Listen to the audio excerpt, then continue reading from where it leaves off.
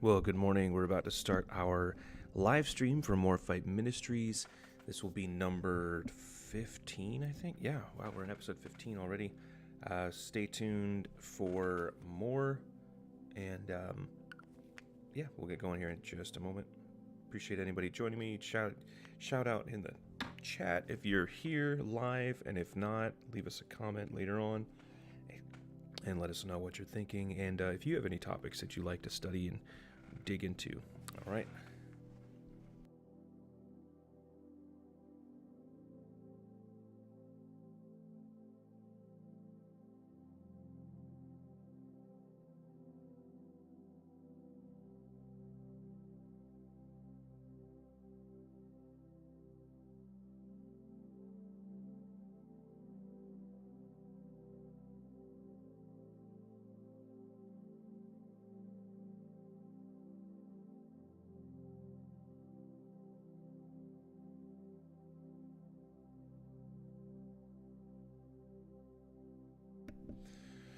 Well, good morning. It is it's Saturday, October 7th, and we're doing our live stream, getting back into it here.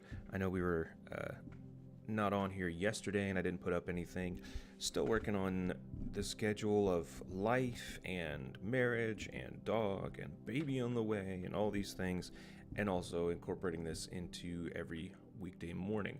So pray for us. We're getting it going, but I appreciate the feedback I've gotten so far that God's using this to speak to people, to show people things in His Word, and to just help us all to grow a little bit and get a little deeper into what He has for us. We're going to jump into it today. This is kind of an interesting topic that the Lord just laid on my heart, and it's another little mini series, I guess you could say, on Jesus. We finished up the Deliverance Ministry of Jesus last episode, so if you want to go learn more about that, it's been the past couple episodes. Check that out on the channel. It'll be on the podcast as well. And this time, we're going to be jumping into this idea of when people were amazed at Jesus, when people were amazed or astonished at Jesus. We'll be starting in Luke chapter 10, verse 32. Luke chapter 10, verse 32. And this is another one that I just felt as I was doing my reading and God was speaking to me about things. I just felt prompted to jot down and say, hey, that'll be another topic for us to go through. So here we are. We're going to start here in Luke 10:32. We're in Luke 11 from last time. Let's go to Luke 10. And let's see if we can find our context here. Luke 10:32. I haven't looked at this since I wrote that down, so we'll see what we're getting into. Luke 10:32 says, likewise a Levite, when he was at the place, came and looked at him and passed by him on the side. I wonder if I meant a different chapter. Double check that. It's Luke 10.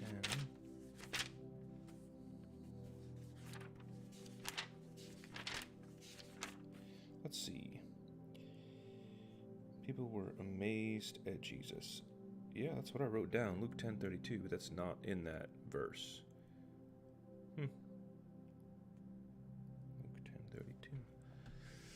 I wonder if that was supposed to be Mark 10:32.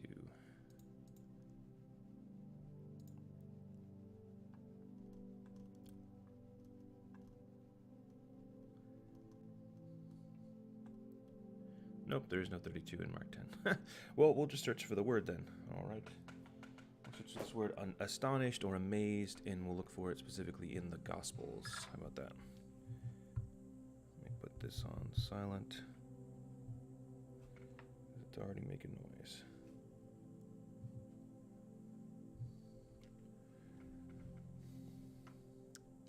So we're going to do a search then, and we'll search for amazed. And our search range, we're going to limit it to the Gospels.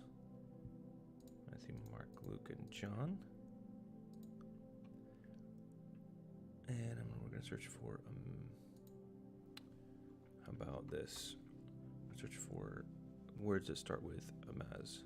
Because that way we'll get amazement, amazed, amazing, and etc. All right, Matthew 7:28. Looks like that's a good place to start. Let's go there.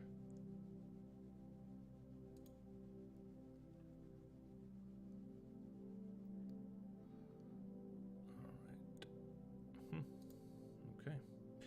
So Matthew 7:28. This is where he tells a story of the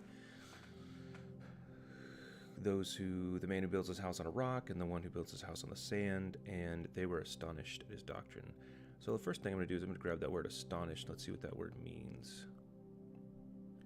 That word astonished shows up for me here. Astonished means to be amazed or astonished. Well, what do you know? Ekplesso. Ekplesso. All right, let's get that down. And we're actually in Matthew. What is it? Matthew 7. And let's see. We're going to grab this whole... So he talks about fruit. He talks about a lot of stuff. Casting the beam out of your eye. False prophets. So the reason they were amazed, as it says here at the end, is because he taught them as one having authority and not as the scribes. So apparently the experts in the law there in Jerusalem at the time, or in Judea at the time, did not have authority in the way that he taught. They may have known their stuff, known their law, but they were not teaching with authority. So I'm just going to put verses 28 and 29 because this isn't really a study on the sayings, the teaching, so much as why people were amazed. So I'm going to put this word down to be astonished.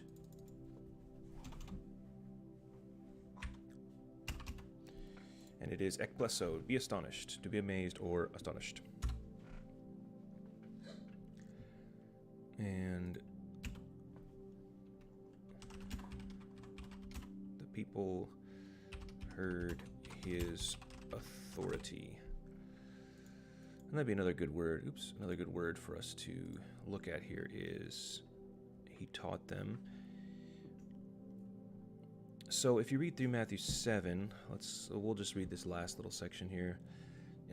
Therefore, whosoever heareth these sayings of mine and doeth them, I will liken him unto a wise man which built his house upon a rock. And the rain descended, and the floods came, and the winds blew, and beat upon that house, and it fell not, for it was founded upon a rock. And every one that heareth these sayings of mine, and doeth them not, shall be likened unto a foolish man which built his house upon the sand. And the rain descended, and the floods came, and the winds blew, and beat upon that house, and it fell, and great was the fall of it. And then it finishes what Jesus is speaking, and it says, and it came to pass, when Jesus had ended these sayings, the people were astonished at his doctrine, for he taught them as one having authority, and not as the scribes. So they were astonished at his doctrine, which would be his didache,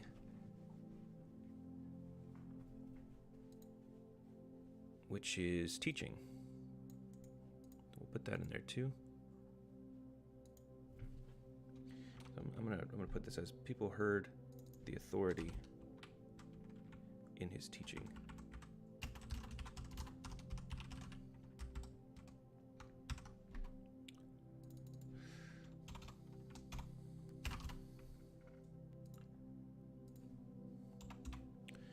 All right, his teaching is his didache. For he taught, and that's that same similar word, didasko, which means to teach.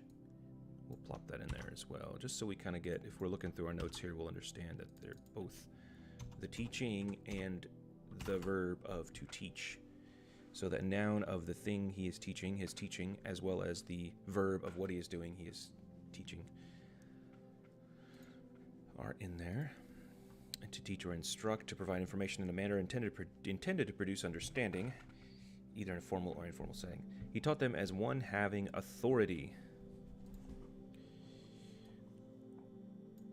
The word authority is exousia, authority, power, the right to control or govern, dominion, the area or sphere of jurisdiction, a ruler, human or supernatural. So when he taught, and for example, the last thing he taught there, he who does these sayings of mine, whoever does these sayings of mine will have a house that is standing firm and all of that.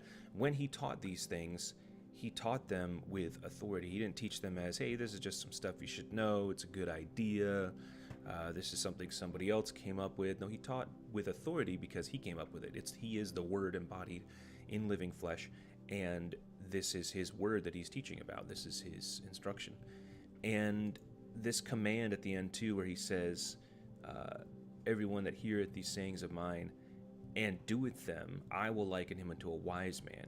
He's giving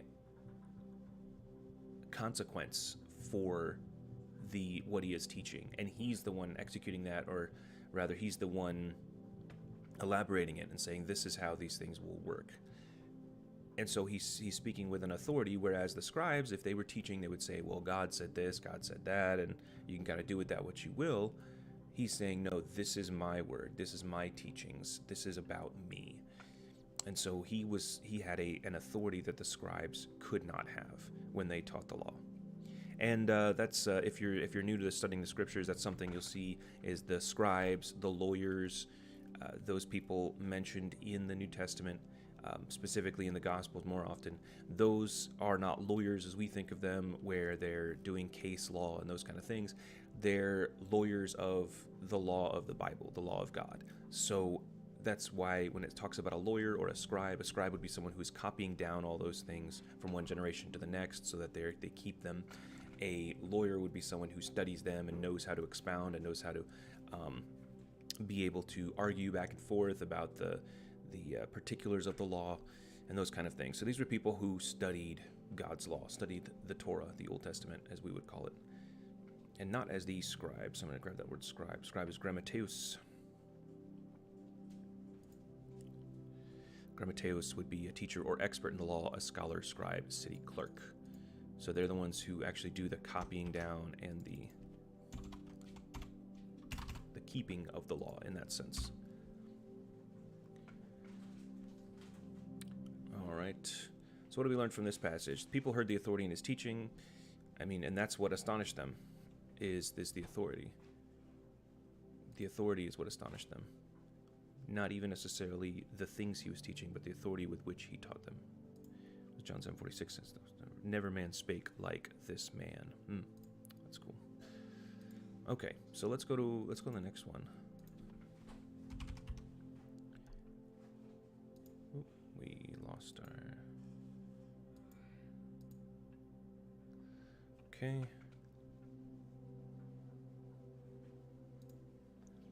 That was Matthew 7. Here's when Jesus marveled.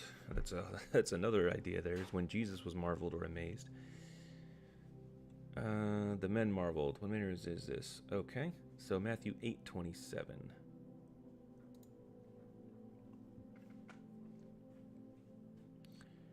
Matthew 8:27. So this is when he stills the storm. So let's see where that starts at.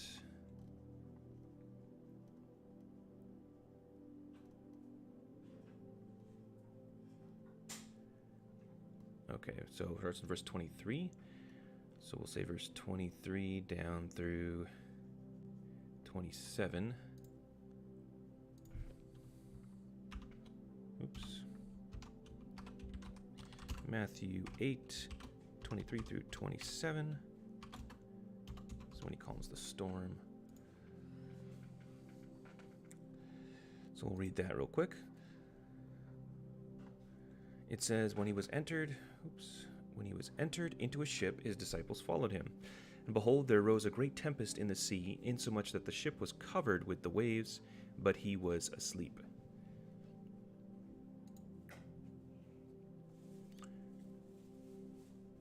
And his disciples came to him and awoke him, saying, Lord, save us, we perish. And he saith unto them, Why are ye fearful, O ye of little faith? Then he arose and rebuked the winds and the sea, and there was a great calm. But the men marveled, saying, What manner of man is this, that even the winds and the sea obey him? And of course it goes after that. That passage leads right into when he goes over to the Gergesenes, where there were two men coming out possessed with devils. And we've looked at that a little bit already. But this particular story is a very familiar one. They go into the ship, and then this storm rises up, and they think they're going to die. But then he says, O ye of little faith. He arose, and then he rebuked the winds and the sea. So, let's see here. I'm just going to put it this as Jesus calms the storm.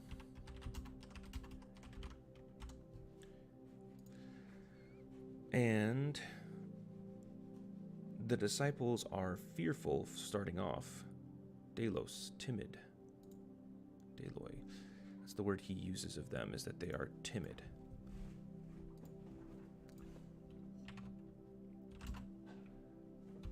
What verse is that? Verse number 26.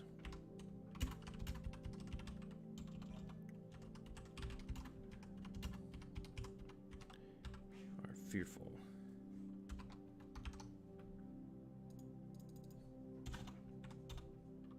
So this is the emotional state they are in during the storm until Jesus calms it. He says, "O ye of little faith," he arose and he rebuked the winds and the sea, and there was a great calm.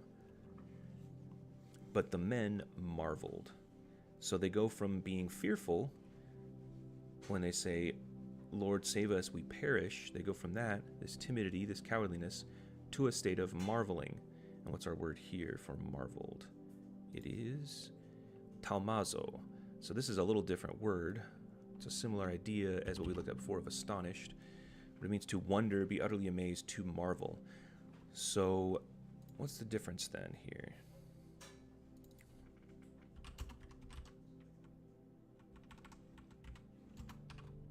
I'm going to change this up.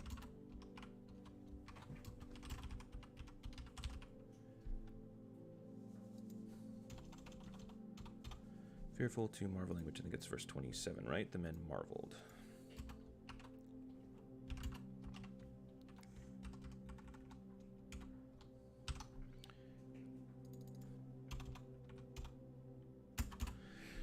So before we saw that because of the authority that people heard in his teaching, they were astonished. They were amazed or astonished. Here we see that they are marveling. They're wondering. They're put in wonder, or I guess you could say in awe, because of his rebuke that he gives when he says, "Man is this that even the winds and the sea obey him."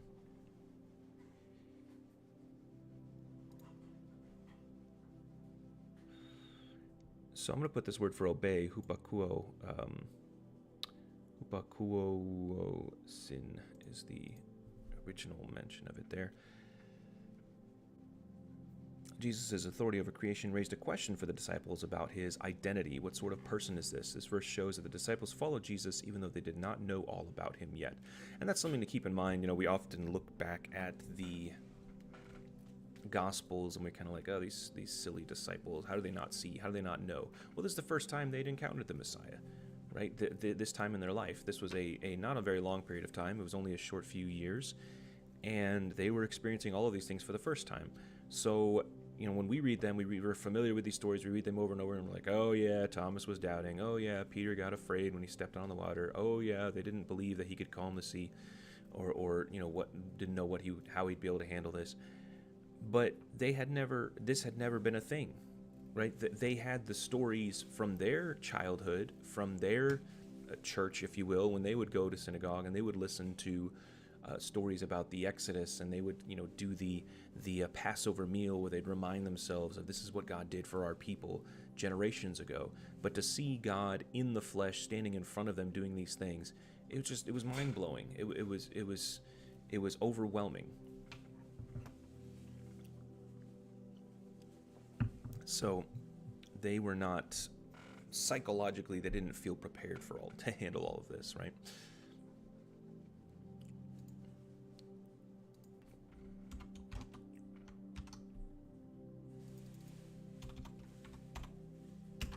I'm actually going to rename this the disciples marvel that nature itself obeyed Jesus. Because that's what they're really marveling at, right? And they say that the winds and the sea obey him. How is this possible? What kind of person, what kind of man, what sort of human being would be able to do this? Of what kind? Potapos. of what possible sort is this being that he's walking around. He looks like a man just like us. He acts like a man. He eats like a man. He sleeps like a man. But yet the winds and the sea obey him. The winds and the sea, not just people, but nature itself. So that's pretty cool. All right, so let's see. Disciples marveled that nature itself obeyed Jesus. We're seeing a pattern here of the reason people are marveling, the reason people are amazed or astonished at Jesus is because of his authority. So that's interesting. Let's go to the next one. That was Matthew chapter 8. Let's search again here. I'm searching in the English one or two more times because I want to see if we have any different Greek words that are used, and then we'll start searching for those Greek words like existemi or ekstasis as it shows here, you know. So words that start with a man's default search. Okay. So we were in Matthew 8. Let's see if we can grab another one here. We got about 5 minutes left. This thing will catch up with me.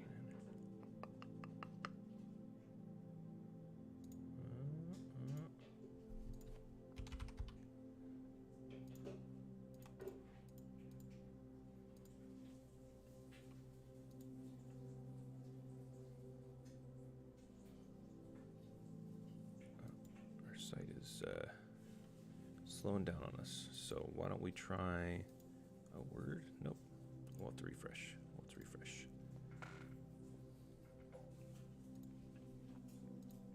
Okay.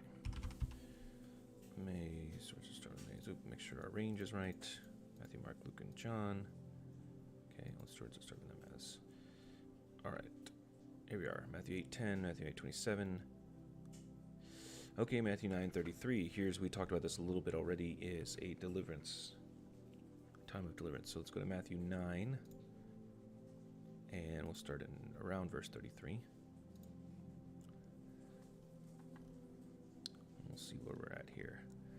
Matthew 9, starting in, let's see. Verse 33 is when it says that the multitudes marveled.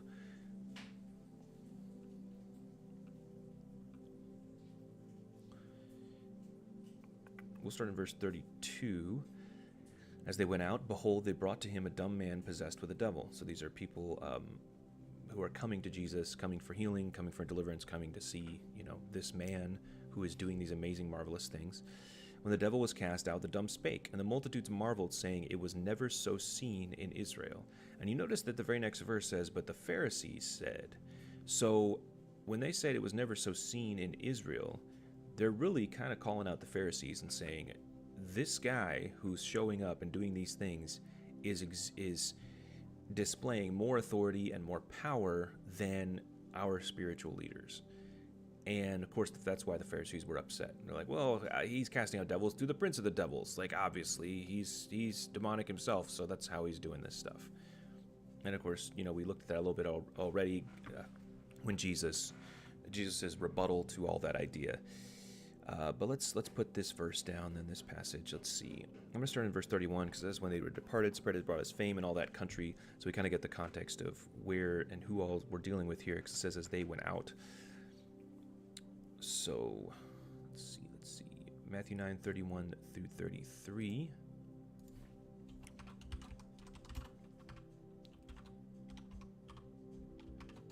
And I think you're getting to see a little bit, and I felt this already, but why this is an interesting study is because you start to see you start to go through Jesus's ministry and see what in his ministry made a change and an impact on people, where they had a visceral, emotional, psychological response and said, hold up, this man is something different than we've seen before.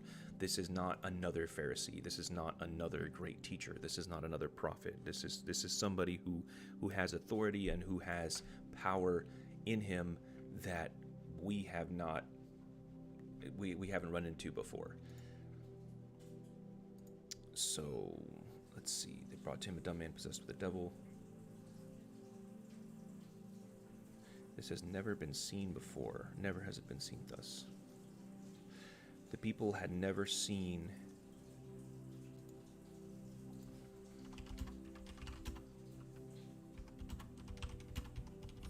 such things before. So, and this is, he casts out the devil. We've already looked at this. It's the Ekbalthos. Ekbalo, the idea of casting out, of throwing something, expelling it, right? You can think of it like throwing a ball, right? Balo. Ekbalo, like away ball. Like I'm tossing it away, getting that out of here. The devil was cast out, the dumb spake. The multitudes marveled, saying it has never so been seen in Israel. And that word marvel, I think, is one we've already looked at. It's, tamazo, to wonder, be utterly amazed, or marvel. So they were utterly amazed, they were marveling because they'd never seen such things before.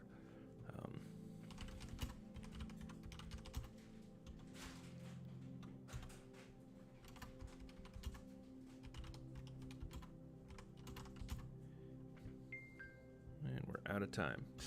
They were amazed at the deliverance of a mute man speaking.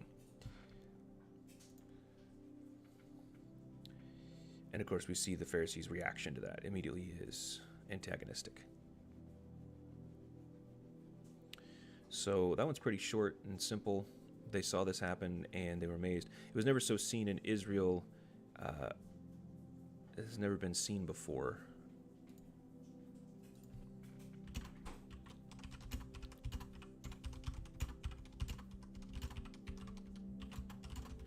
In Israel.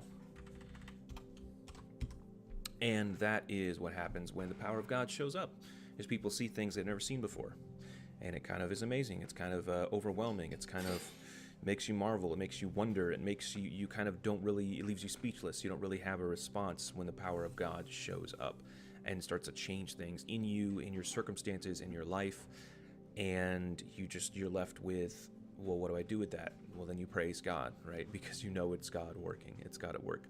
For them, they didn't really accept him quite as God at that point. They just knew this is something new, something is happening here.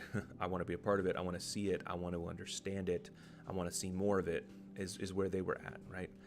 And so they were amazed, but they didn't necessarily then worship God, worship Jesus as God.